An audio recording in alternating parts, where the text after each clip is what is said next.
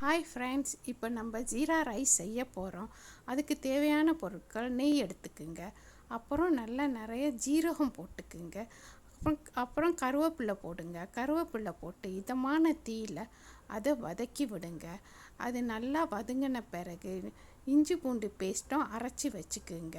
அரைச்சி வச்சுக்கிட்டு அப்புறம் இஞ்சி பூண்டு பேஸ்ட்டை போடுங்க. இஞ்சி பூண்டு பேஸ்ட்டு போட்டுட்டு அதை நல்லா இதமான தீயில் வாசம் வர்ற வரைக்கும் கிண்டி விடுங்க. அது நல்லா கிளறி விட்ட பிறகு நல்லா வாசம் வரட்டும். நல்லா வாசம் வந்த பிறகு நீங்கள் கழுவி வச்சு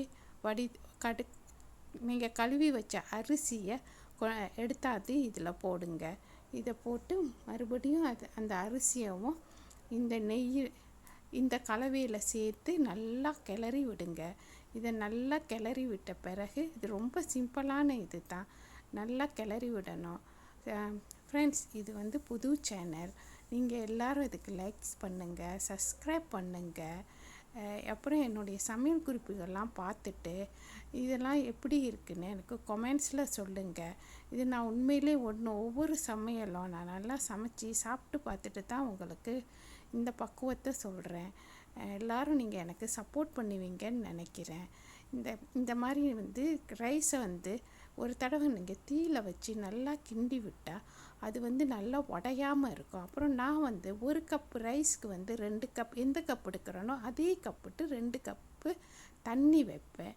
இது 2 கப் ரைஸு, அதனால நான் 4 கப் தண்ணி விட்டுருக்கேன்.